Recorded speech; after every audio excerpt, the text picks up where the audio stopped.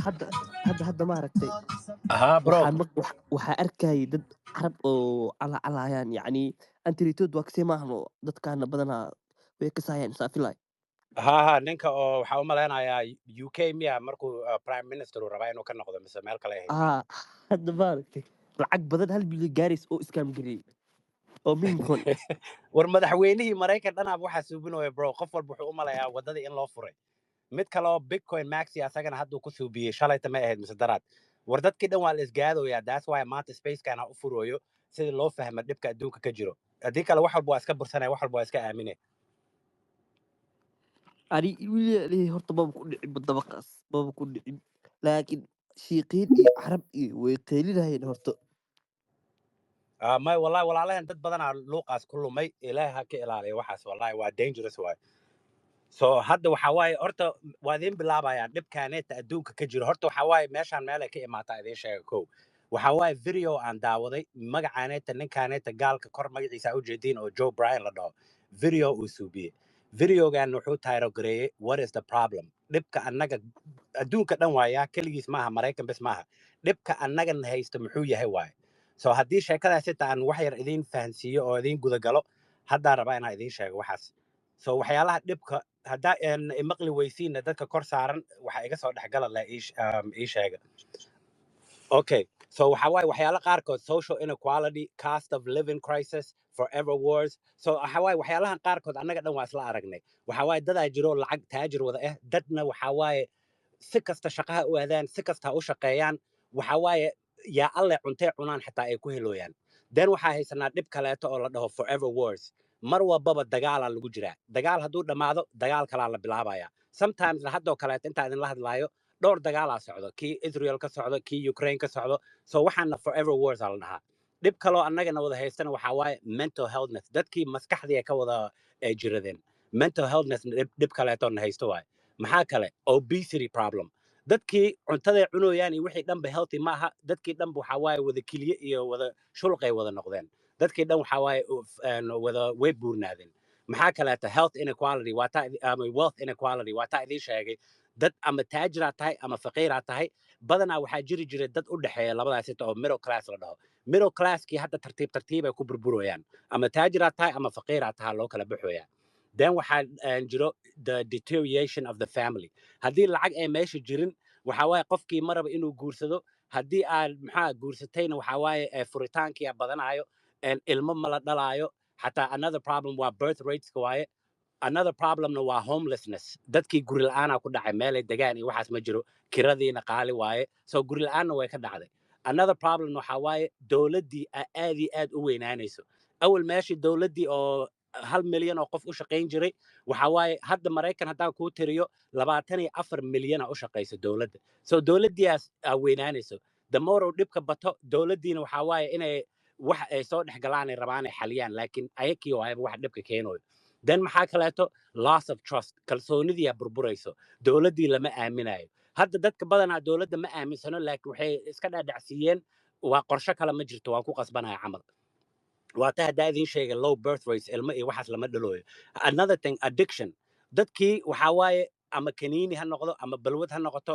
dadkii dhanba daroogo ama balwad maxaa ka soo haraayo another thing waa political inequality dadkii oo siyaasadda ahaa meeshii laga rabay dadkii masaakiinta inay u shaqeeyaan waxay u shaqeynayaan dadkii jeeb weynaa bes because dadkaas waa wax lacagta u laabayo so waxaan dhan haddaa aaminaysid haddii kalaba lacagta ay ku wada xiran yihiin waxaan dhan so waxaan rabaa sheeko yar inaan idin sheego oo sheekadaaneet waxaa waaye waa adiga basically markaa yareed sheeko xariir markii lagu sheegi karo oo jiray oo kale sheekadaasaan rabaa inaan idinku fahansiiyo se waxaan dhan oo lacagta ee dhibkaaneet ee uga imaanayso so okay aan ka soo qaadno dhowr boqol oo qof aad doon isla saaran doontaaneet waa doon aad u weyn dadkaana way aad u badan yihiin dadkii oo waxaa waaye meel magaalo oo muxuu ahaa horumarsan iyo waxaas ay ka imaadeen dadkaaneet doonay wada saaran yihiin dadkii ugu aqli badnaa waaye dhowr boqol oo waaye dadkaaneeto say doontooda u socoto shil ay ku galeen island ay ku dhaceen islandkaaneet waa dhul aad u weyn laakiin meel walbana waxa waaye biyo ka xigo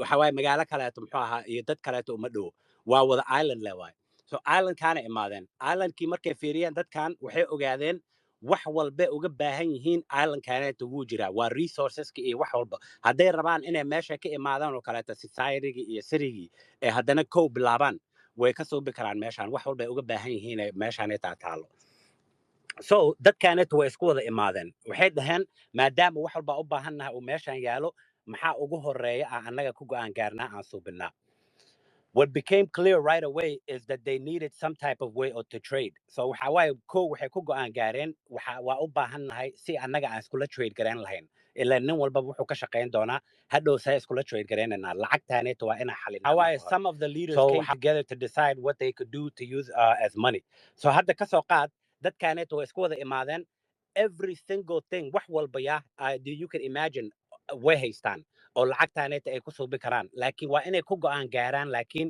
waxa lacag fiican noqon karo so dadkii way isku wada imaadeen the first question ay isweydiiyeen waxa waaye what makes good money maxaa lacag fiican noqon karo so waxay ku go'aan gaareen toddoba qodobood oo lacagta maxaa ku fiicnaan karto despite not having anything else wax kaleeta mayna haysanin laakiin waxaaneeta waxa waaye way ku xalin karaan toddobada qodob ee lacagta ay ku go'aan gaareen oo lacag fiican ay ku noqon karto maxay tahay marka qodobkii ugu koowaad waxa waaye scarce lacagtaaneeta waa inuu meel ku koobnaadaa fix supply waa inuu lahaadaa taas bisna ma ahane qof walbaba meel walba uu joogo waxaaneeta wuu fiirin karaa wuu la socon karaa haddii wax lagu daray haddii la kordhiyey iyo waxaaseeto oo haddana waxa waaye lacag qofkaaseta lagama rabo bilaashuu waxaaseeto ku fiiri karaa bilaashuu ku xaqiijin karaa so kan qodobka ugu horeeya waxa waaye lacagta waa number in lagu koobaa oo lagu dari karin waxba qof walba oo lacagtaas isticmaalana uu asagoona lacag laga qaadan uu ku fiirin karo ku xaqiijin karo taas waa qodobkii koowaad qodobka labaad ee ku go'aan gaareen waxa waaye portable so you can easily and effortlessly move it and store it so lacagtaaneet waxa waaye adigoo lacag iyo qarash iyo waxba laga maxaa ahaa oo ay kaa bixin oo adigoona u baahnayn dad badan inay kula xamaalaan oo kula qaadaan adiga keligaa waxaaneeta adigoona qarash iyo waxba aad gelin meeshaa rataa lacagtaaneet intaa qaadida geysan kartaa portable waa lacagtaas waa qodobkii labaad qodobkii saddexaad waxa waaye lacagta waa inay noqotaa divisible waxa waaye the perfect money can be infinitely divisible maxaa laga wadaa hadda maxaa waa dollarkaneeto is infinitely divisible ma aha halkii muxuu ahaa dollar 100 cent waaye laakiin 100kaas cent ma la sii yarayn karo soo lacagtaanay dadkan ku go'aan gaareen waxaa waaye si kastay rabaan ay usii yarayn karaan laakiin ma badin karaan so infinitely divisible mar waxaa waaye hadday rabaan magaalo dhan ay ku gadan karaan mar hadday rabaanna waxay ku gadan karaan cafe any way u yarayn karaan laakiin lacagta ma la kordhin karo okay waa qodobkii afraad no qodobkii saddexaad waaye qodobkii afraadna waxaa waaye durable it cannot rot or go off it cannot deteriorate and the perfect money would exist forever so lacagtaaneet waxaa waaye maanta say tahay 100 sano 1,000 sano 100,000 forever saasay ahaanaysaa wax oo burburaya maaha sidii tufaax oo kaleeto qof lacag ka dhigtay dhowr maalmood ka bacdi tufaaxii waxaa waaye wuu hallaabay so lacagtaaneet waa lacag weligeedba sidii lagu ogaa ahaanayso durable waaye so qodobkii shanaad waxaa waaye fungible it means every single piece is the same as the other piece so lacagtaaneeta mid walbaba midkii kale u egyahay ma aha wax oo kala duwan oo dhehaysid muxuu you know me aan mar ku wareeraysa oo dhehaysid waxaan wixii aan ku ogaamee wax kale mu yahay like tusaale hadda ku siiyo dollarka oo kaleeta lacagtooda waxaa u malaynayaa 25 sano walbaba xaanshada way bedelaan waa sidii uu ahaa ma aha mar walba laakiin lacagtan ayaga waxay ku go'aan gaareen maanta siduu yahay weligiisba inuu ahaado each single one inay isku wada mid noqonayaan qodobkii shanaad waaye qodobkii lixaad waxaa waaye acceptable everyone everywhere can both accept and receive so lacagtaaneeta lacag oo meel walba laga ogol yahay waaye oo qof walba uu rabo ama uu maxaa isticmaali karo wax oo la diidi kara maaha waa qodobkii lixaad qodobkii toddobaad ay ku go'aan gaareen waxaa waaye alaabtan waa very important censorship resistant this is an important one can you hold it yourself nobody can take it away from you without your permission and no one can stop you from spending it so lacagtaaneeta adiga waxaa haysan kartid miya qof kaa qaadan karana ma ahan oo adigina waxaa waaye saa rabtidaa u isticmaali kartaa saa rabtidaa lagugu soo diri karaa qof kuu dhexeeya male adigii lacagtaada so toddobadaas qodob ay dadkaaneeta ay ku heshiiyeen so the perfect money waxaa waaye hadda laba taliyaa meesha ka soo baxay waa mid waxaa la dhahaa Sahal Satoshi. Midka kaleetana waxaa la dhahaa Farax Fiatello. So ninkii Sahal Satoshi wuxuu dhahay, since we agreed this is the perfect money, I don't think we should ever change it, and it should be like this forever. So Saalax Satoshi wuxuu taagan yahay, maadaama annaga dhan waxaan ku go'aan gaarnay toddobadan qodob, waxaan rabaa inaan weligeen waxaanayta la bedelin oo weligiisba uusaan ahaado. Saalaxa dhahay saas. Ninkii kaleeto soo baxay meeshan waxaa waaye Farax Fiatello. Wuxuu dhahay, ha waa fahamsanahay, waan ku go'aan gaarnay lacagtaanayta inay lacagtii oo perfect ay tahay, laakiin maxaa dhici kara haddii emergency ama wax aan annaga filaynin aan ogeyn hadduu imaado, waxaa fiicnaan lahayd inaan haysano big red button aan hadhow taaban karno, hal waxaan rabna aan ka bedelno. So ninkaanet wuxuu taagan yahay, waxaan waa ku ogola basically waa isku raacnay, laakiin waxaan rabaa hal meel oo button inaan loo yeelo, hadhow haddee sheekada ay xumaato oo waxa annaga hadda u jeedin ay dhacdo, saa hadhow u bedeli karno. So labadaas qof saasay u kala baxeen. So Saalax iyo muxuu Faarax way heshiin waayeen. Sheekadii waxaa waaye wax oo dee laisku raacay noqon weyse. So maxaa lagu go'aan gaaray marka? And so they built a huge wall. Derby oo aad u dheer ayaa islandka dhexdiisa laga dhisay. Midkaaneeto waxaa waaye mid oo dee oo xataa intuu la eg yahay wallkaaneeto communication iyo trade xataa waa laga gooyay both sides. Islama hadli karaan, waxna iskuma bedeli karaan. Waa adiga laba magaalo shaqo isku lahayn camal oo kale ay noqotay derbigaaneeto dhexda laga dhisay. Okay, so saasay ahayd. Sheekadii haddeeraa la bilaabayaa. So markii sheekada la bilaabayo economygaaneeto, markii la bilaabayo, nobody has anything. Qof wax haysta ma leh. Everybody waxay ka bilaabayaan zero. In the beginning, everybody has to do what they can to survive. So qof walbo bilawga waxaa waaye qof oo u jooga male keligiis waaye. Qof walbo wuxuu asaga suubi karo waa inuu suubiyaa si u survive gareen lahaa. So waxaa waaye qofkii waxaa arkaysaa asagoo malaay soo dabanayo, asagoo geed muxuu soo goynayo, asagoo alwaax jaranayo, asagoo dab suubsanayo, asagoo guri dhisanayo. All this stuff uu qofka suubinaya. So even though dadkaaneeta lacagtii oo perfect kuwa haystaan, qof oo trade gareynayo ma leh, because dadkii waxaa waaye all their time waqtigii dhan waxa qaadanayo wixii ay adiga ay ku survive gareyn lahaayeen, say ku noolaan lahaayeen. Okay, but laakiin okay, even though yeah, they're not using it, but people waxaa waaye ogow dadka way kala duwan yihiin. Shantan farood maxaa su ilaahay u kala duway camal bini aadanka u kala duwan yihiin. Dadka qaarkood waxay ku fiican yihiin, dadka qaarkoodna waxay ku xun yihiin. And so some people waxay garteen haddii aniga aan waqtigayga dhan aan geliyo waxaan ku fiicanahay oon iska dhaafo waqtigaan gelinayo waxaan ku xumahay, then economiga iyo societyga wax badana u qaban karaa oo wixii loo baahan yahayna boobsiisa ku keeni karaa. So dadkii nin walbaba wuxuu ku go'aan gaaray wuxuu ku fiican yahay inuu asaga uu shaqadaas qabto iyo wuxuu ku xun yahay inuu iska dhaafo. So ninkii alwaaxa yaqaanay sida loo gooyo, the woodcutter now spends all his time cutting wood. Ninkii alwaaxa yaqaanay oo laacib ku ahaa sida loo gooyo, waqtigiisa dhanba maalintii dhanba wuxuu ku qaadanayaa alwaaxuu goynayaa. Fishingkii wuu iska istaajiyey, malaay ma dabo, guri ma dhiso, muxuu ahaa waqtigiisa dhanba alwaaxuu ku gogoynayaa. So maadaamuu ninkan ku fiican yahay alwaaxa sida loo gooyo, dee qiimihii oo alwaaxii wuu fiicneeyey, qualitygii alwaaxa, supplygiina wuu kordhiyey, on top of thatna raqiisu ka dhigay maadaamuu ninkan shaqadan ku fiican yahay uu boobsiinayo. Shaqadiisa dhanba alwaax waaye. So ninkaaneeto alwaaxii wuxuu nooga dhigay alwaax fiican, wuxuu nooga dhigana alwaax oo raqiisa. And because he is the best at cutting the wood is also amazing. The price will fall the price fall the prices ka hoose u dhacayaan, qualityna kor ay u kacayaan. Not only that, he is not asaga keligiis ma aha qofka oo alwaaxan gadooyo, dad alwaaxaanayta gogoynayo. Dad badanaa jira asagoo kaleeta laacib u ah oo shaqadooda dhanba alwaaxay ka dhigteen. So there's multiple woodcutters oo haddeer oo societygii soo galay oo ayakiina isla tartamoyaan oo muxuu ka dhigoyaan muxuu may aniga muxuu alwaaxiga ka fiican, may keega ka raqiisan. So waxaas dhan ay labadan iskula tartamoyaan yaa reynooyo marka.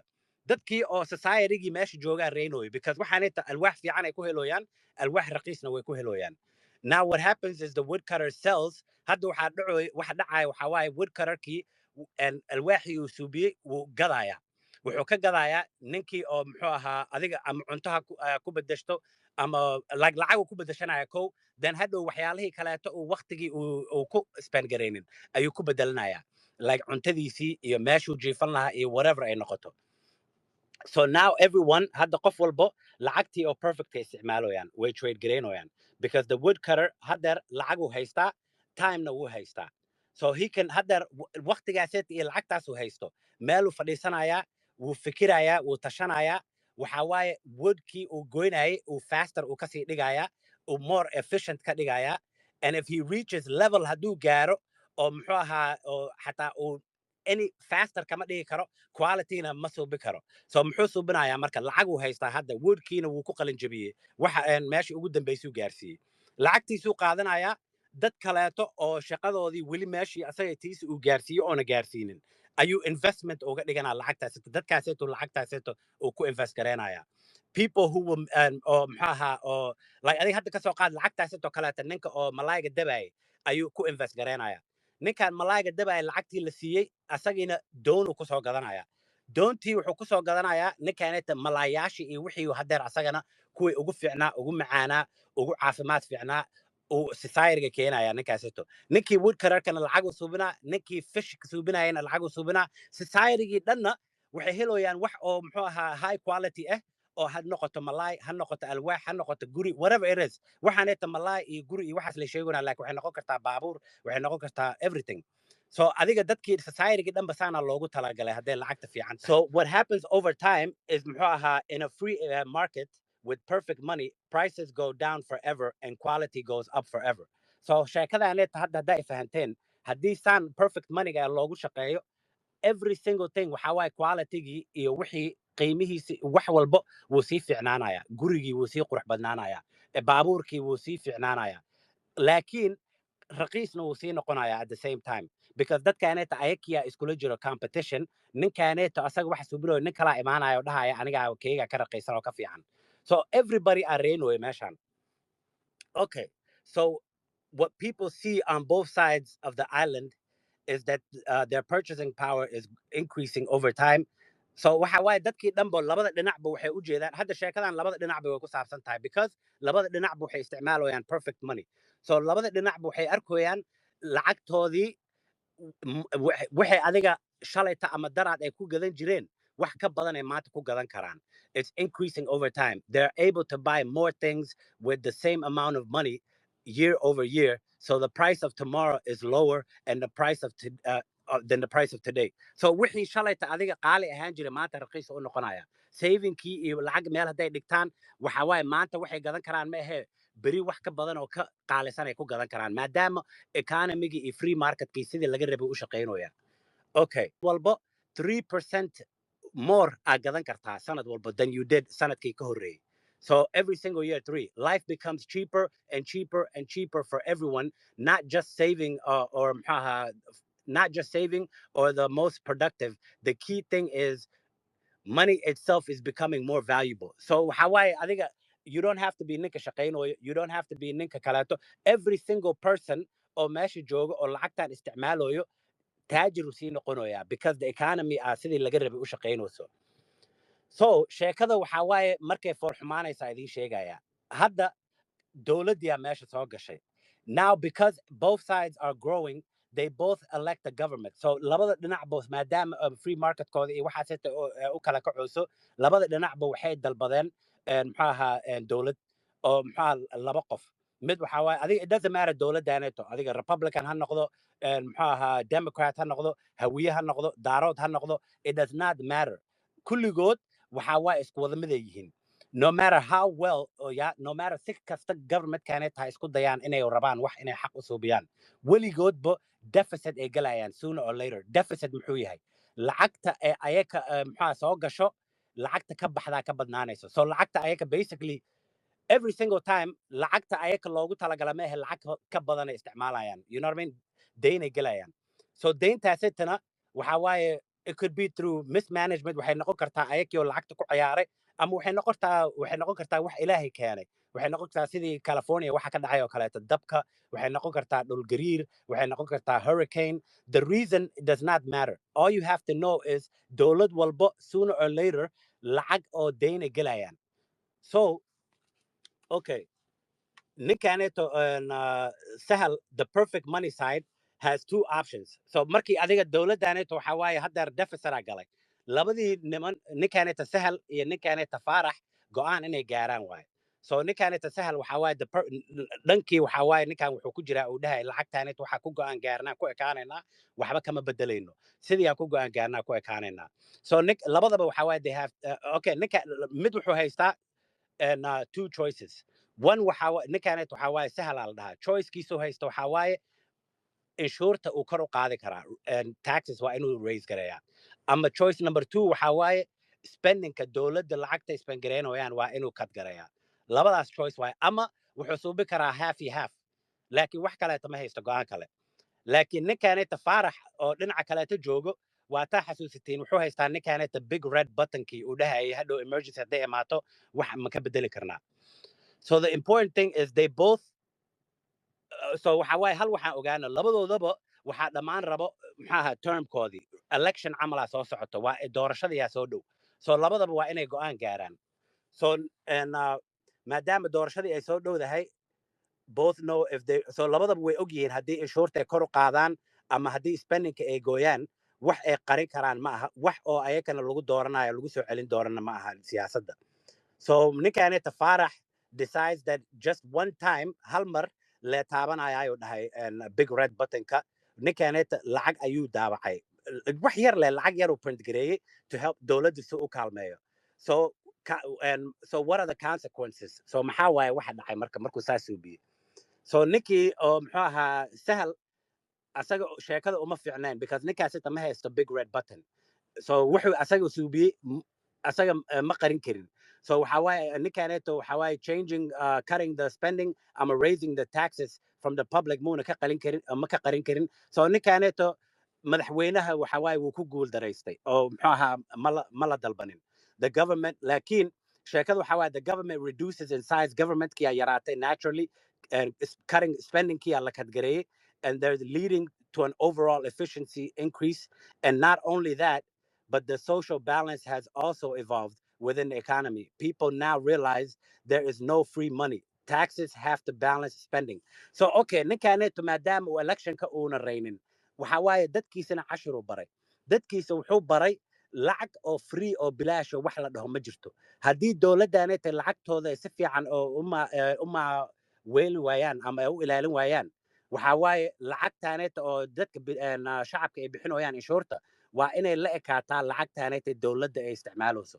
So cashirkaasay dadkaaneta barteen nin cusuba muxuu ahaa meesha la keenay ama dowladdiyaa sii yaraatay.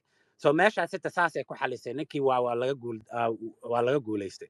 Laakiin ninkan kaleeto oo faarax oo button ka taabtay who pressed the red button he was re-elected. Ninkaneeto waxaa waaye haddana waa la dalbaday oo madaxweynuu noqday again.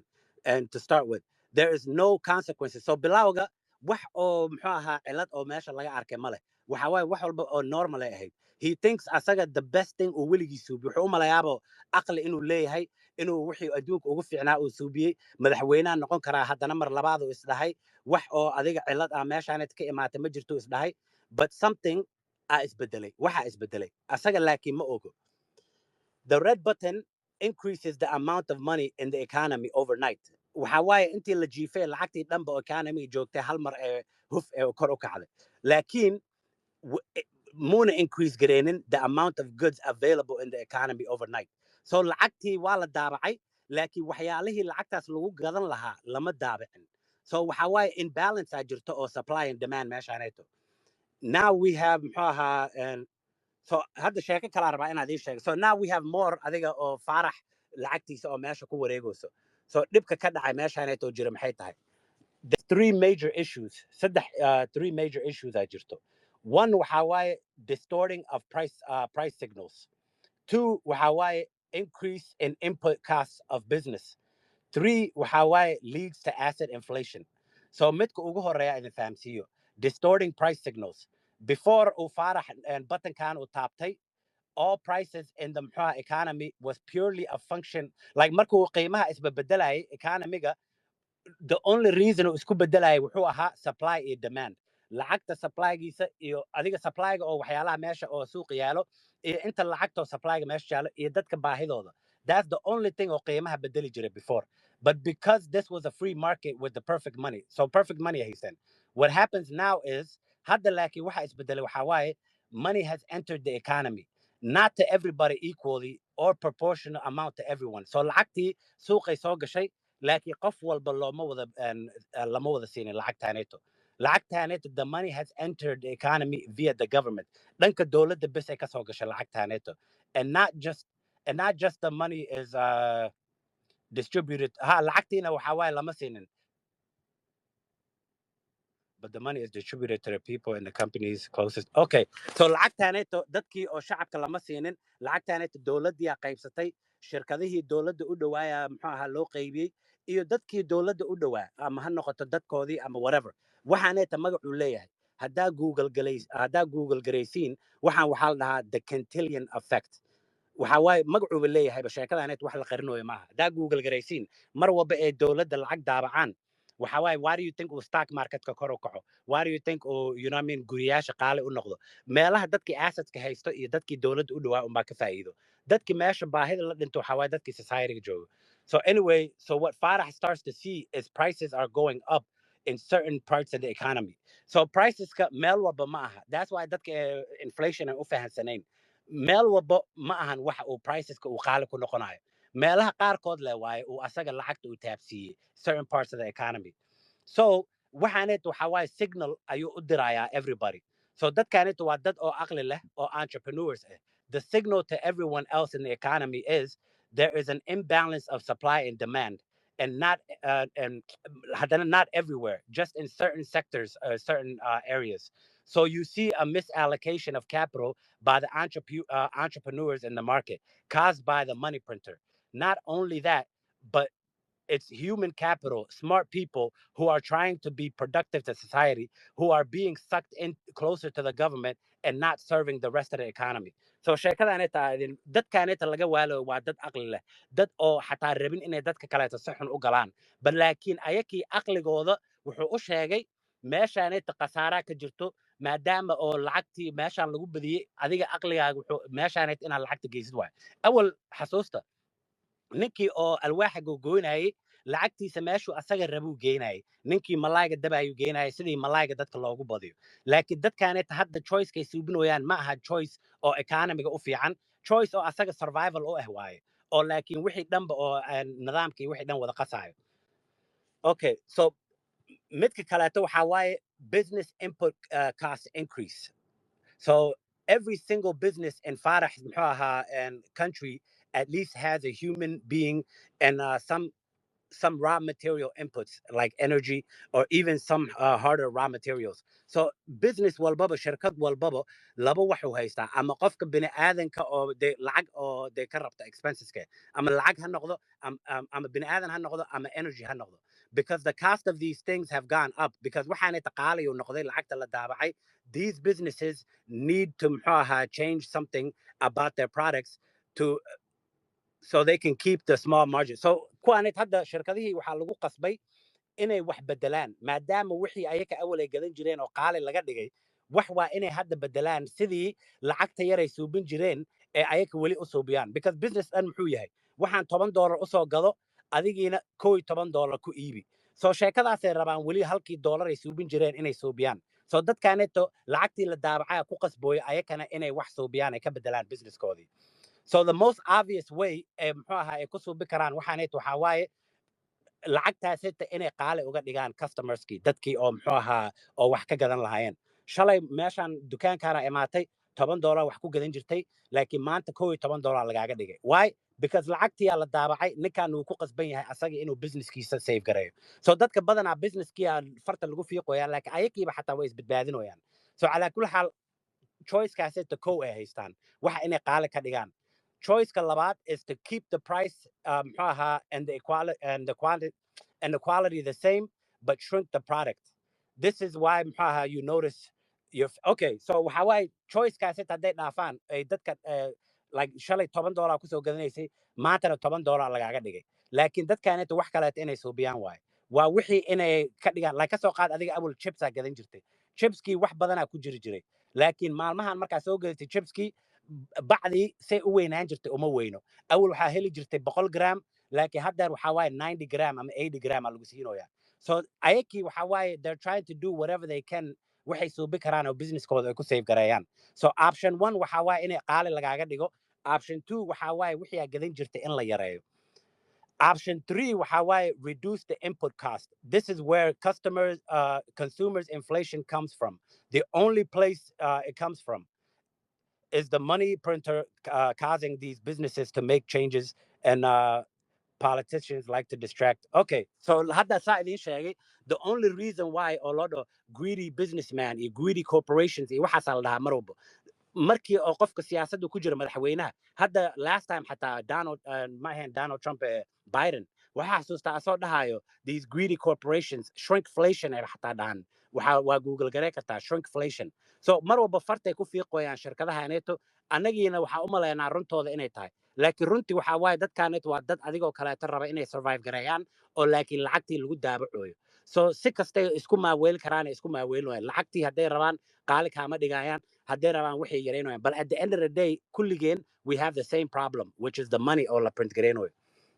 So if a business makes things more expensive for their customers, or they shrink their products from 100 grams to 90 grams, and the customers now have to buy more of it because they need 100 grams and not 90 grams, both of these things make the cost of living more expensive.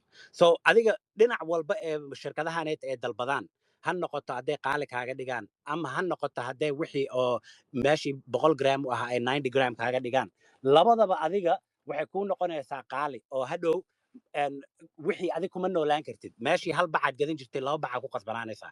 Either way aa u fiirisid noloshii way adkaanaysaa because wax walba qaali ay kugu noqonaysaa. The population will become poorer, they will be less muxuu ahaa disposable income despite buying the same exact item as they did before. So idinka faqiira la wada noqonayaa inkastoo adigii waxba aad isbedelin hungurigaagii ma weynaanin sidii awalaa wixii aad suubin jirta unbaa weli suubinaysaa laakiin lacagtii la kordhiyaa sheekadii dhanba wada qastay. Okay, maxaa kaleeto? What if a business chooses to keep the price the same and the size of the product the same, but still reduces the price? The most obvious thing to do is to fire employees. So, okay, kasoo qaad hadduu businesska ku go'aan gaaro inuu qiimihii uu weli sidii uu ka dhigo haddana uu wixii aad gadanaysay uuna yarayninoo sidii ka dhigo dee asaga waa inuu wax kale la imaadaayo wixii raqiis ka dhigo den wuxuu ku qasbanaanayaa dadkii u shaqayn jiray inuu shaqada ka buriyo. Den hadhow maxaa dhacaya marka adigii waa heshay waxaagii laakiin dad badanaa meesha shaqo ku waayey haddii shaqo aa weysidna which leads to unemployment, and now Farah's country has less people with jobs, which further reduces the affordability. But not only that, now the government has a second issue it needs to solve. How does the government support all of the people who have lost their jobs? So haddii labada dhinac bay iska dhaafaan ay dadka fayar gareeyaan haddana oo shirkad walbana saa suubiso dhib kala hadda meesha ka imaanaya dadkii waxba ma afoor gareyn karaan lacag la'aanaa ku dhacday shaqo la'aanaa ku dhacday then waxay ku qasbaysaa dowladdii inay soo gasho ee haddana unemploymentka ay solve gareyso. Ogow dowladdii waxa waaye wixii dhibka noo keenayba marka horeba. Okay, one terrible way to do this. Okay, another way also because how does the government support all the people who have lost their recent job? Okay, one way or one terrible way or for the companies to reduce their quality. So one way or untadi yeah and quality giisa qiimihi hoos like wixii ingredients ki waxyaalaha healthy ga aha waxyaalaha raqiiska aha awal laga suubin jiray waxa gadanaysid wax oo adiga healthy ku ahayn oo caafimaad dari ku keenaya laga dhigaya oo raqiisan. Okay, what starts ninkan Farah wuxuu hadda arkoyaa there is a high rise in obesity. So maadaama cuntadii oo healthy ga ahaa laga wareegay oo waxaaneet oo cheap ka ahaa oo unhealthy ga ahaa oo ka dhigeen shirkadahaneet inay dadka siiyaan waxa waaye ninkan Farah wuxuu arkoyaa meeshiisii dadkii dhan inay wada buurteen oo unhealthy ay noqdeen because the food that was being previously the food or awal fresh and healthy aha that was filled with high quality ingredients is now low quality, bad for everyone's health. This leads to obesity and a lot of secondary issues. Now this causes a health crisis and the government has to step in again and fix and figure out how to help these people who are now unhealthy and sick. So Hawaii dhibkii adiga meeshii la iska dhahoy waxaan xali haddaa u fiirsata ma ogiye more problems uu sii dhisoya more money iyo waxaasito iyo on top of that unhealthy. So anyways dhibkii labaad waa taas tii saddexaadna waxaa waaye asset inflation. asset inflation kan waxa waaye since Farah pressed the big red button, asset prices has been going up. The stock market keeps going higher and higher and higher. The housing prices keeps going higher and higher and higher. So and stock market ki shirkadihii kore u socdaan. Guriyaashi iyo wixii dhan kore u wada socdaan. Adigii waxa isku malaysaa nin oo investor oo qaali I mean like oo aqli leh oo genius but the like or the ninki adunka the best investor isku malaysaa. But the only way waxaaneed uu kor u socdo is because ninkaaneeta faarax ayaa lacagtii kordhinooyo oo waxaaneed ku ridooyo. Haddaa idinka fiirsateen S&P 500ka haddaa fiirsin lacagta oo dollarka sida loo kordhinayo ayuu bes uu follow garayaa. So literally lacagtii la print gareeye le waaye waxaaseeto. So S&P ga lacagtii loo kuu badbaadinoyaa meehe wax kale maaha. So anyone that knows what is happening, so qof walba oo sheekadaanid ka dadka waxa waaye qaar waxa waaye way mahsan yihiin qaarna waxa ka socda adduunkaaneed way la socdaan. So anybody that knows what is happening, of course, would never. So dadkaaneeta way og yihiin waxa dhacooyo. So dadkaaseeta baac maaha. Dadkii gatay stocks kaaneeto iyo dadkii gatay guriyashaaneeto waxaaneeta ma iibinayaan. Way iska haysanayaan because way u jeedaan lacagtaaneeta iyo waxaaneeta sidii u qiimo jaboyaan. And the assets for the same as they were. Okay, so waxay og yihiin maanta waxay ku iibiyaan beri ma ku helayaan because they would know there is more money in the system. This is why things are expensive. This asset increases increasing in goods for people who are on the asset one way. Okay, so this is why there's wealth inequality in the economy, but not just that, but homes are now way too more expensive. So had the guriyashi hata. Okay. So أول stocks كي واحد ستة maaha. Guriyaashii hadda loo isticmaaloyaaba wixii lacag lagu badbaadsado laakiin gurigii looma isticmaaloyo wixii loogu talagalay meel reer lagu korsado meel you know what I mean la degnaado wax oo muhiim ah looma isticmaaloyo waxaa laga dhigtay meel lacag lagu badbaadsado laakiin waxaas inta looma isticmaali lahayn waxaaneed haddii lacagta weerar lagu haynin oo la kordhinaynin so hadda maxaa dhacay maadaama guriyaashii qaale u noqdeen now the government has another problem homeless problem ee governmentka haystaan hadda they have to deal with this problem as well, which leads to more government intervention. So I will, like every single thing is good dayan inay hagaajiyaan dib kaleeto oo kasii weyn ay maxaa keenayaan. Okay, so now the asset prices are flying. The stock market is on fire. The majority of the smart people in the country are now convinced they have to invest and not hold on to money. That is a melting value of like an ice cube. They second and third home. Okay, so waxa waaye dadkii hadda oo aqliga lahaa dad qaar way fahansan yihiin waxaan qaarna ma fahansano shaqoon bay iska aadayaan dadkii waxaan fahansan waxa waaye waa dad aqli leh waxa waaye waxa ka dhaadhacsan lacagtoodii inuu qiimo lahayn oo mar walbaba lacag heshidbo lacagta waxa ugula carartaa stock marketkii ama lacagta waxa ugula carartaa guri so dadkii waxay haystaan 2 guri 3 guri 4 guri oo guriyaashiina dad ay ka kireynayaan oo u baahan guri inay degnaadaan dadkiina waxa waaye gurigii xataa rentkii xataa ma afford garayn karaan and the banks are creating more loans pushing more and more debt through mortgages and loans to the corporations now that the housing prices have gone up and everyone has more debt at the same time some families are dealing with the affordability of day-to-day life and the fact that it's much harder to buy a house so dadkii dhan way wada rafaadsan yihiin dadkii dhan waxa waaye guri ma afford garayn karaan shaqo ma haystaan laakiin dadkii kaleeto assetskii wada gatayna iskama iibinayaan guriyaashii wada gadanayaan dadkii u baahnaa laga wada qaadanayaa families who so dadkii reer oo muxuu ahaa awal hal nin aabihii oo guriga ka ahaa ayaa gurigii dhanba muxuu ahaa lacagtii guriga bixin jiray cuntadii guriga bixin jiray wax walbaba ka adkaa laakiin hadda aabii hooyaba labadaba hadday shaqeeyaan xataa yaa allah guri lagu bixinoyaa yaa allah cuntadii lagu bixinoyaa and when that happens your family is like haddana gurigii dadkii way isdagaalooyaan ninkii naagta way isku kacsan yihiin waxa waaye furitaankiyaa badanaayo dadkii oo xataa guursanin waxay dhahayaan lacag uma haayo inaa guursado ilmo lama dhalaayo waxyaalo badan ya oo lacagtaaneeta ee ku kooban tahay oo dadka ay fahansanayn aa dhacayo so waxa waaye xataa birth ratekii wuu decline garaynaya so because ilmo lama dhalooyo and wuxuu arkayaa ninkaaneta Farah, because you have a decline in birth rates, Farah starts to see a change in his country across the population. So wuxuu arkayaa ninkan Farah maadaama oo ilmo la dhaloyn, wuxuu arkayaa and fewer children ilmo la dhalayn, and older generations are living longer. So dadkii way duqoobayaan, laakiin dad yar yar oo shaqaynaya iyo you know what I mean economiga wax u soo keenaya ma jirto. Dadkii way wada hadda waxa Japan ka dhacay waay. I don't know Japan hadda aragteen maxay ahayd 50, 60, 70% waa wada odayaal waay dadka dhanba. wax yar meesha dhan ma wada degnaba. Farah now is starting to realize all the promises he made to the older generation about being able to retire at a certain age and having a good quality of life or finding an income in their retirement won't happen. So ninkaaneta Farah Fiatelo wuxuu ogaaday balantii uu dadkan ka wada qaaday, balantii uu ku dhahay dadkaaneta waa markii adiga saan u shaqaysiin noloshiina dhan waa retire garaynaysiin, wixii dhan balantii uu qaaday wuxuu hadda ogaaday inuu dadkan dhan u suubi karin. Sheekadaas waxa waaye wax Maraykan ka socota hadda social security-ga. Dad badanaa laga ballan qaaday social security oo lacag ku ritay. Badanaana waxa waaye dadkan hadda odayaashaana dhammaynayaan baby boomerska la dhaho. Dadkii oo millennialska iyo retire garayn doonaan lacagtaas looma hayo. $36 trillion debt ee Maraykan hadda ku jirtaa, laakiin unfunded liabilities ka social security iyo Medicare 200 trillion ka badan ay yihiin. So lacagtaas intee laga keeni doonaa? Waxa waaye ninkan Farah wuxuu hadda arka waaye waxyaalihii balantu qaaday ma soo bi karo.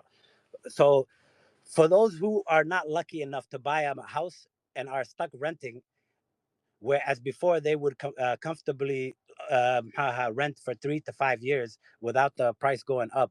But now that Farah has printed so much more money that the rent goes up every year. So أول dadkii horta guri maba aan gadan karin.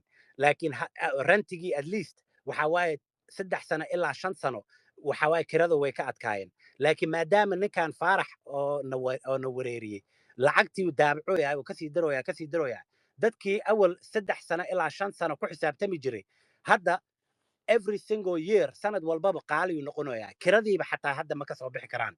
People are now forced to plan for the future and to only think of just one. Hadda dadkii awal ka fikiri jiray 5 sano ka bacdi maxaa soo bin doonaa, 10 sano ka bacdi maxaa soo bi karaa, dadkii hadda waxay ku qasban yihiin maanta hal isbuuc ka bacdi, hal bil ka bacdi, hal sano ka bacdi. So dadkii dhanba waxaa waaye maantay u nool yihiin bas. haddaa aragtid markii Soomaalideena lagu dhaho maalgashi ka fikir, muddo dheer ka fikir, waxaa lagu dhahayaa see ku ogtahay inuu Ilaahay ku gaarsiinayo. Adiga see ku ogtahay inuu Ilaahay ku gaarsiinaynin? You know what I mean? So it's a lot of things oo qalad anaga aan u fikiroono. Adiga waxaa lagu dhahaa adduunkan waxaa u dadaashaa sidii inaa weligaa dhimanaynin camal. Aakhire laakiin waxaa u dadaashaa sidii 1 second xataa inaad ku gaaraynin oo dhimanaysid. So waxaas anaga isku keen qasan. Okay, another thing. You're not so sahada idinku sheegay maadaama qofka uu 1 day iyo 1 week iyo 1 month iyo whatever uu ka fikirooyo, qofkaaneeto he's not thinking about ilmo kama fikirooyo, guur kama fikirooyo, and you're forced to worry about today and expense for tomorrow. So maanta la ka fikiroosa bari kama fikiroosa. Even if people are not exactly sure what's going on or why, all they know is that they have to spend their money quickly because these things are okay. So even dadka caadi uma fahansana waxa dhacoyo. The only thing ay garanayaan waxa waaye lacagtaaneed haddaan maanta isticmaali waayo beri waxaas kuma gadan kari, qaali uu noqonaya. So qofkan baac ma aha. He doesn't have to know qofkan exactly wixii dhacoyo, laakiin wuxuu og yahay waxa inuu qaali noqonayo. So qofkan kuma xisaabtamaya nolol dhan oo you know what I mean, because ani guri ma gadan kari oo isdhahaya. Okay, so anyways, there are those. So give me 1 second, guys. Mesha marayaan rabaa inaan ogaade. Okay, even if people are not exactly okay, all they know is that they spend their money quickly because everything is getting more expensive. People will never be able to buy a house. Why they solve? Okay, so yeah, waxa idin sheegay dadkii guur iyo waxaas kama fikirayaan. So adiga ka soo qaad qofkii maanta lacag uu haystaa $10,000 camal. 10kaas kun ama 5taas kun isma dhahayo nolol ku subso. Wuxuu isdhahayaa bax dalxiis ku aad, bax ku soo baashaal. You know what I mean? Maanta unbaa qof walba fikirkiisa uu ku saabsan yahay. Okay, there are those whom are so dadaa jiro oo laakiin dadkaaneetu way baroon yihiinbo.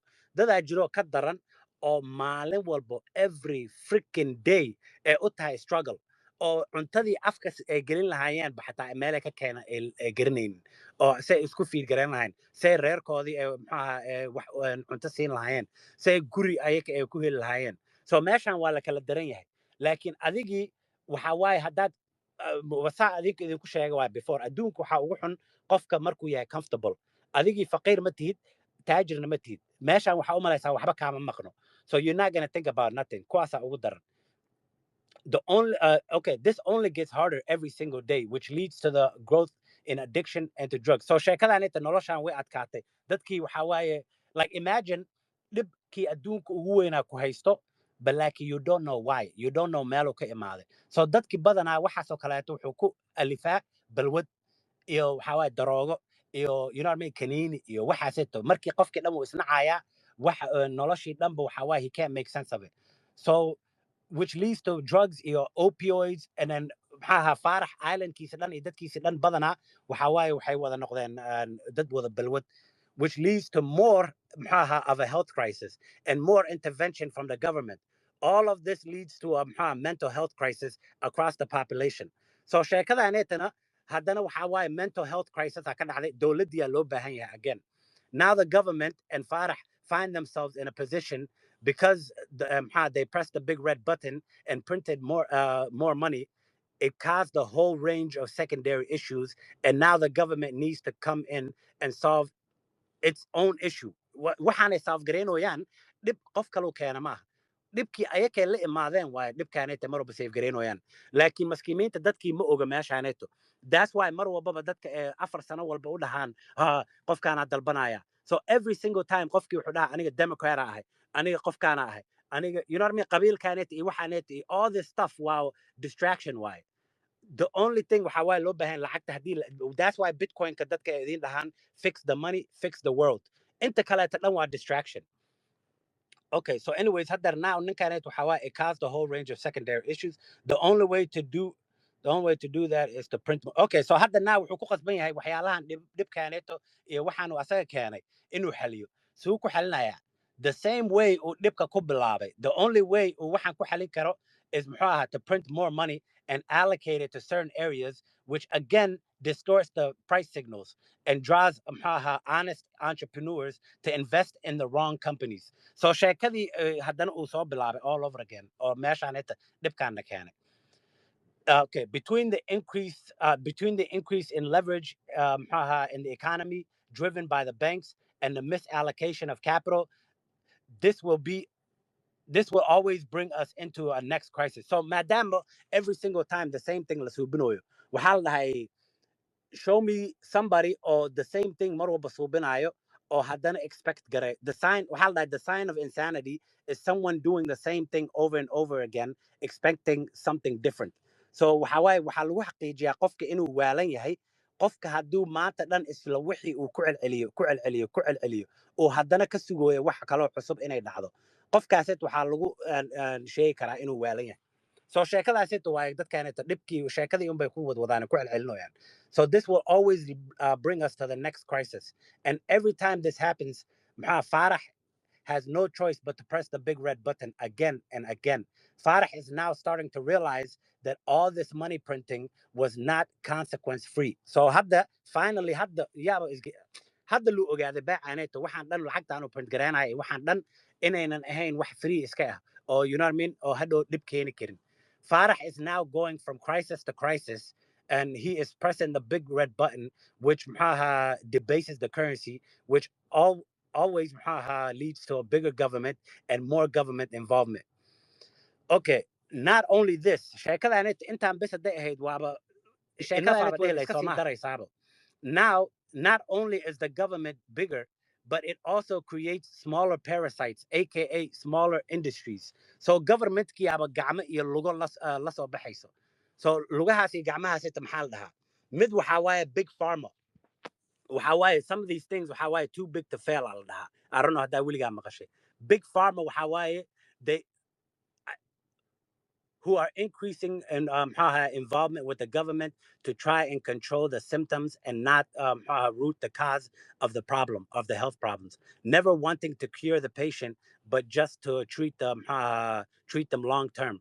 because a healthy customer is a lost customer. Okay, so big pharma waxa waaye dadkii caafimaadka ku saabsanaa oo like dadkii oo ugu lacag badnaa oo kambaniyashii oo caafimaadka ku saabsanaa. So dadkaaneeto governmentkii ayay muxuu ahaa lobbying iyo waxaasaa la dhahaa.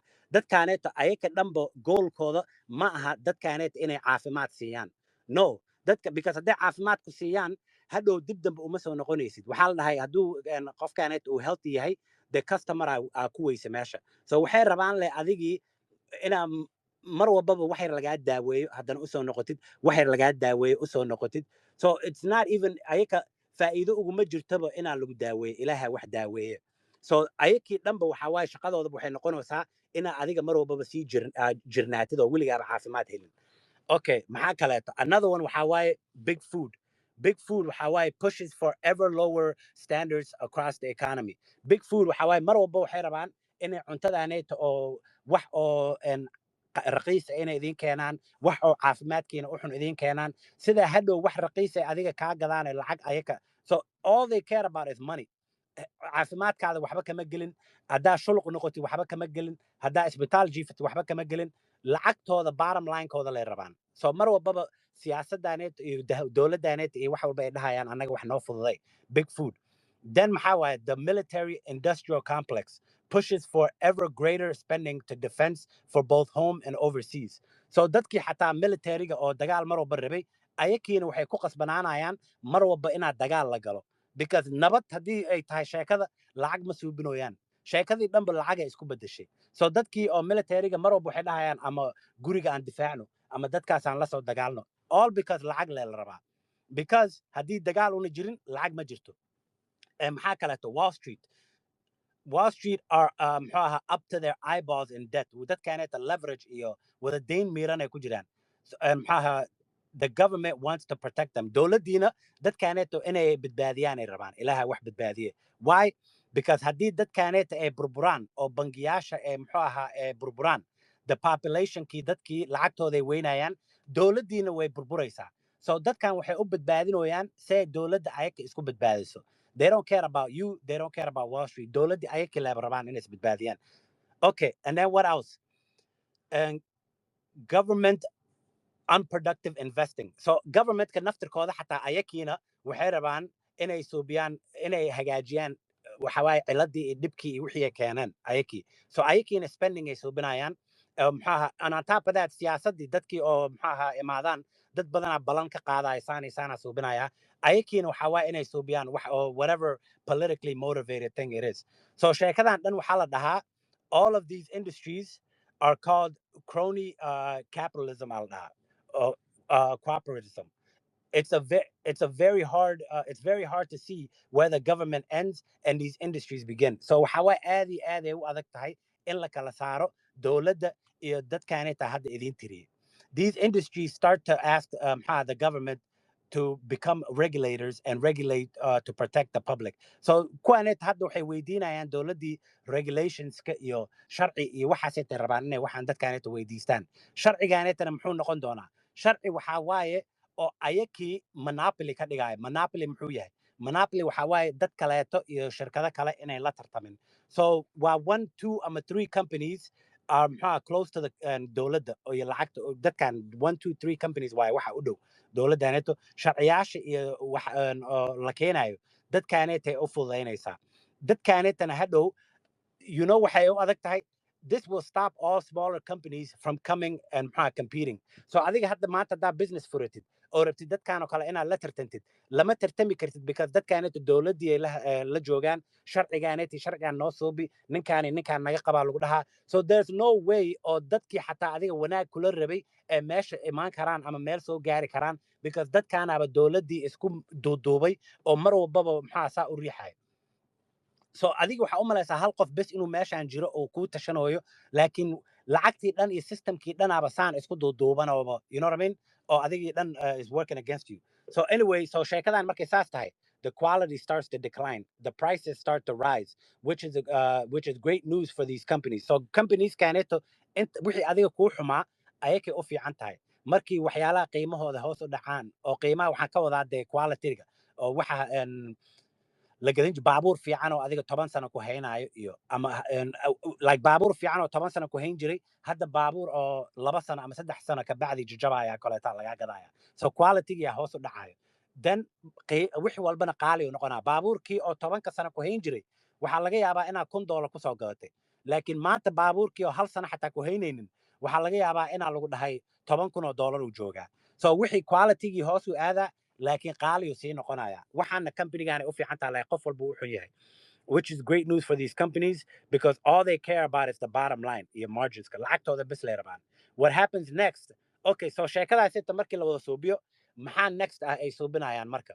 what happens next is the media gets captured media idaacadii iyo waxaas inta hadda markaas inta next la afduubanaya the government has to keep control so it can it has now protect so hadda government-ka yaa shacabka wax u sheego so idaacada iyo waxaas soo warka ma maqlaan so dadkaaneeto dowladdii iyo shirkadahaneeto waa inay mediahaneeto ay gacanta ku dhigaan sidii dadka runta loogu sheegin so mediahiina waa la qabsanayaa so that the industrieska at the expense of the so industrieska sida loo kaalmeeyo bini aadankiina sida loogu tashto so the government cannot allow free speech so free speech waa la diidaya that's why I aragta hadda UK maxaa ka dhaco mar walba qof uu qadka wax ku sheego ya ama run ha noqoto ama been ha noqoto qofkii waa la xirayaa so waa freedom speech haddana waxay ku dhahayaan internet violence weligaa ma aragta qof internetka kaw lagu siinayo ama lagu dilaayo no waxaan xarfo leh waa lasoo qorooyo so say rabaan waxaanay kaaga dhadhacsiinayaan ay rabaan inay you know what I mean ay ku dhaha alla waa runtood ha qofkaas yaa loo ogolaanin waxaas ma dhihi karo no waa loo baahan yahay free speech because waxaanoo kaleetaa dadka loo sheegi karaa okay, so free speech, the questioning of the companies or the truth to come out because it undermines the authority. So waxa waaye runta in laga sheego company-yaashaaneeto iyo lacagtaaneeto iyo waxaas inta lama ogola badanaa. So not only that, but the biggest advertisers for the media are those two, companies. So not only that, mediaha dadkaaneet idaacada their biggest sponsors dadka lacagta siinayo waa dadkaaneeta big pharma iyo big food iyo kuwaaneeta waaye oo rabaan inay muxuu ahaa you know what I mean beenta u sheegaan so lacagtiyaa lagu aaminsiinoyaa dowladdiina waxaa waaye waxay ku aaminsiinaysaa xoog so xoog iyo lacag labadaba waa lagu aaminsiinoyaa muxuu ahaa media that's why annaga hadda bitcoin bas ma ahe wax nasar la dhaho xataa muxuu ahaa hadda jiro iyo primo kuwaaseeta sida bitcoin oo lacagtaada uu free kaaga dhigaayo uu naster iyo primal uu kaaga dhigaya hadalkaaga free laakiin taas mar kaleetaa ka dhiganaynaa okay so maxaa kaleeta the media doesn't want to piss so the media maadaama kuwan lacag siiyaan oo dowladdana xoog ku haysto ma rabaan inay dadkan ka xanaajiyaan oo muxuu ahaa iyo dadkaanita lacagtooda siiyaan ay ka istaajiyaan so when you capture the media and the military industrial complex that always wants war you have the creation of the forever wars so ma xasuustaa hadaayta markaa idin dhahaya dadkii militariga oo rabaan mar walba dagaal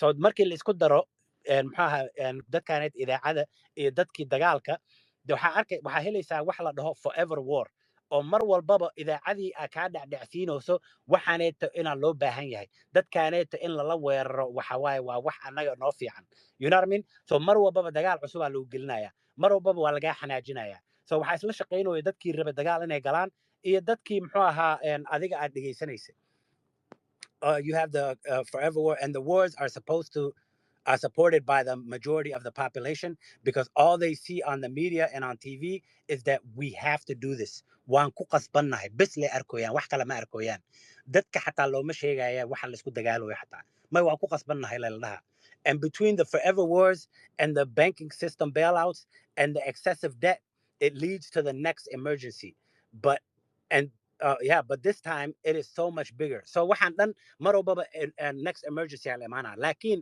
emergency-gaaneta mar walbaba it keeps getting bigger awal markaa bilaabaya waa aragteen waxyaalo yaryar u ahaa laakiin hadda aad u sii weynaya and then the only choice uu faarax uu hadda haysto waxaa waaye the big red button inuu taabto haddana okay but this time is different hadda waxaa waaye maadaama sheekadaaneta ay sii badatay dadkii qaar soo kacoyo some of the people no longer kalsoonidii iyo muxuu ahaa lacagtaaneeta ay u lahaayeen uma laha waxa waaye dadkii hurdada ka soo kacoyo every time uu ninkaaneta uu red buttonka uu taabto more and more iyo dad badan dad more and more people hurdada ka soo kacoyo oo isdhahoyo warheedha maxaa dhacoyo meeshaan this goes around and around and around, and until something breaks waxaaneta forever ma socon karo.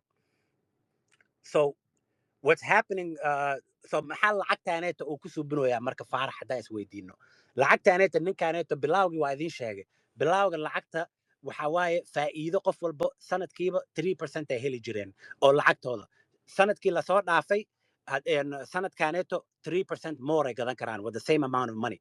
So every year 3% more. Laakiin hadda maadaama uu ninkaaneeta muxuu ahaa uu lacagta print gareynayo, it is now losing 7% a year. So now this guy is printing 10% lacagtii uu kordhinayaa sanad walbo. So 3% kii iyo 7% kii 10% haddii laga jaro 7% waaye. Everybody meeshii 3% oo lacagtooda u kordhayay sanad walbo, hadda sanad walbo 7% ee lacagtooda ay weynayaan. Every single year boqolkii dollarbo $7 laga xadooyaa sanad walbaba. So dadkaaneta faqiir oo noqoyaan over and over and over again. And then price signals ki wixii ay sheegay. So what happens to Farah's people? Dadkii oo maxaa ninkaanet oo Farah dadkooda maxaa ku dhacooyay marka. So aan ka bilaawno dadkii ugu faqiirsanaa. Dadkii ugu faqiirsanaa waxay haystaan fixed wages, lacag oo kooban oo minimum wage la dhaho, lacagtii ugu yareed ay suubinayaan. And income koodana maxaa waaye low security waaye, lacag shaqadaas at any time ay weyn karaan, qof ay u shaqeeyaan. Haddana they don't have stocks, assets iyo waxa ma haystaan. And stocks iyo guryaal iyo waxaas ma haystaan. Dadkaaneeto they cannot win. They just keep getting poorer and poorer and poorer mar walbaba. Weligood ma raynayaan dadkaas. So dadka kaleetaan ku xigna aan fiirino the middle earners, dadkii oo muxuu ahaa kuwaaneeto wax yar dhaame. Kuwaaneeto waxay haystaan fixed salary, mixed income security. Waxaa waaye shaqadooda easy kuma weyn karaan, balaakiin wax oo you know what I mean, oo on weligood ay weyn karinna maaha. You know what I mean? So dadkaaneetana waxaa waaye a little more security ay haystaan shaqadooda. They are and they are both the first to get fired. No, they are not the first to get fired, but like the second. They usually have a home. Guri way haystaan dadkaan oo kaleeto. Laakiin gurigooda ma gadi karaan, because they guriga iska gadaan way ku qasban yihiin guri kale inay gataan. So there's no point in selling a house to buy another house for the same price. So guriga iskama gadi karaan because way ku qasban yihiin inay ku noolaadaan. And then they can never sell the home because they have to live in it. And then they might have some investments. So waa laga yaabaa inay stock yar haystaan waxaaseeto. But they are becoming poorer dadkaaneeto every single time. Kuwii kaleeto unbay wax yar dhaamaan, but dadkaan xataa every single time faqiiray noqonayaan ayakii xataa. Now waxaa haysanaa dadkii oo wealthy ahaa oo taajirka ahaa.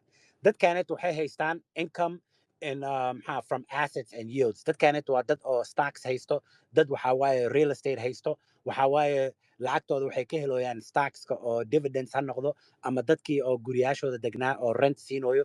Dadkaaneeto wax oo far ay qaadaan ama marketkaaneeta ay wax produce garayaan ma jirto. Lacagtooda jiifkooda ay ku helayaan.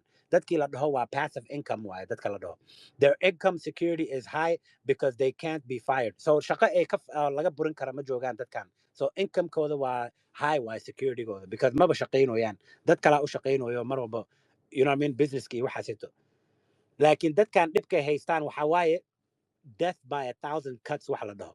Adigii haddii lagu dilaayo waxaa fiican hal mar lee mindida inaa lagu gooyo, ama hal mar lee si fiican inaa mindi lagu geliyo. Laakiin dadkan waxaa lagu diloyaa mindi yar oo 1,000 jeer lagu googooynayo, you know what I mean, mar walbaba 1,000 jeer tartiib loo googooynayo ama ka badan. Because dadkaaneeto waxaa waaye, let's see, death by they see that their wealth as the number continues to increase. So lacagtooda waxay u qiimeynayaan lacagtaaneeto kor u socoto, like 1 million ay qaadan jireen maanta 2 million ay u jeedaan, then 3 million u aaday, then 4 million u aaday. Laakiin ma tirinayaan 1 millionkii wuxuu goyn jiray, you know what I mean, 2 millionkii wuxuu goyn jiray, laakiin numberkan bes lay u jeedaan oo kor u socdo. So xisaabtii si qaldan ay u xisaabayaan, but they feel like they're getting poorer. So dadkan lacagtii numberkii way u jeedaan kor u socdo, laakiin waxay dareemayaan inay faqiir noqonayaan. Awal wixii ay gadan jireen ma gadan karaan. Life continues to get harder. Noloshiina way sii adkaanaysaa. That's because the rate in which they are earning money, or their yield on their assets, is below the rate in which Farah is printing the money. The reason why on numberkoodu kor u socdo oo ayakiina ay u dareemayaan inay faqiir noqonayaan, because lacagtaaneeta ay ka helayaan kirada iyo lacagtaan ay ka helayaan stockskooda wuu ka yar yahay lacagtaan uu Farah Fiatalo uu daabacoyo uu kordhinayo. So they are getting poorer, but laakiin dadkaaneet waxaa waaye I'm okay tagging because dadka kale u jeedaan. Laakiin okay, there's one more group politically connected. Dadkaaneeto oo siyaasadda u shaqeeyo. Politically connected dadkaaneeto. Government funded waaye dadkaaneeto, and they have full job security. Dowladday u shaqeeyaan. Their income goes up and becomes even more valuable as society begins to decline, continues to decline, because the government needs to intervene more and more. So dadkaaneeto lacagtooda mar walba kor u kacoyaa because society iyo dadkii way rafaadoyaan. maadaamay dadkii rafaadoyaan, dowladdii waa lacagtay u baahan yihiin inay sii kordhiyaan. Dowladdii way sii badanaysaa, lacagtiina waa loo sii kordhinoyaa ayakii. laakiin lacagtan dowladda qaadanayso dadkii ma heloyaan. So waa basically sheekadaanit haddaa si idinku sheego waxaa waaye industrialized theft waaye. Waa basically tuugnimo oo laga dhigay muxuu ahaa business. So industrialized theft waaye sheekadaanit. So iga raali noqdo waxaa waaye maanta dhan waxaa akhrinayay hadda idinka idin soo saaraya. I hope waxba inaa xabeeb isgelinin. I hope inaa waxaan ka Really, for me, it's faa'iideen. no man should work for what another man can print. And So walaalayaal ninkaaneeto waa videoga maanta idiin explain garaynayay oo saas suubiyey. Waa Joe Bryan al dhahaa ninkan. Wuxuu rabaa ninkaaneeto qof oo Soomaali iyo Ingiriis yaqaano oo u turjubaano waxaaneeto siduu YouTube-kiisa u soo dhigo. Lacag iyo waxaaseeto meeshaaneeto ma ahan, laakiin magacaagii waa lagu qasban yahay inaa meesha lagu qoro. Then hadhow dadka kaleeto u baahnaado turjubaan ama waxa Bitcoin ku saabsan meeshaasit inay waddo kaaga furantaa dhici karto. So haddii oo qof yaqaano Ingiriis iyo Soomaali yaqaano aniga la soo xiriira ninkaaneta maxaa idinla xiriirsiinaya. Then markaaseeto waxaa waaye meeshaasaa ka bilaabi kartaa journeygaaga. So adi meeshaan haddaa joogta networking wax la dhaho waxaan oo kale waaye. Your network is your net worth waaye sheekada. So adiga if you speak English iyo Somali ninkaaneeto waxaa waaye haddaa u turjubaani kartid wixiisa asaga YouTube ku soo dhigayaa meeshiisa. So intaasaa raba inaa ku daro. Barkin soo dhowow. amazing masha allah ninkii dhan oo adiga maanta dhan aad ka hadlaysay ayaaba meesha keentay. And this guy Joe Bryan, masha allah, and he absolutely, the way he summarized and ishak waxa maanta ka Oh, hadlaysay. sorry Barkan. Hal qof ha u degta ninkan inuu soo kor u rabaa idinkoo raaliya. Marka beautiful masha allah. And Barkan, the man, the legend, the man behind this amazing video that helped me orange pill a lot of people. I've had a lot of success, even though this video has not been out a lot. Orange pilling more people with this video than I have before. So Joe, I don't know what kind of time you have. Usually I do this for about an hour. We're about 20 minutes past that. I would love to end it with you. Welcome, sir. Oh, well, hi there, everybody. Thank you very much for having me, and I'm astounded that you guys have created a space dedicated to translating this presentation. I'm beyond shocked and grateful at the same time. So thank you. I've been listening for a little while, but I'll be honest, I haven't been following much of what's been said. My Somali is pretty rusty, I must admit. So thank you guys. No, you did the world a great service, man. And once AI keeps getting better, we can translate this into all the languages around the world. I believe you could help a lot of people. Amazing content, sir.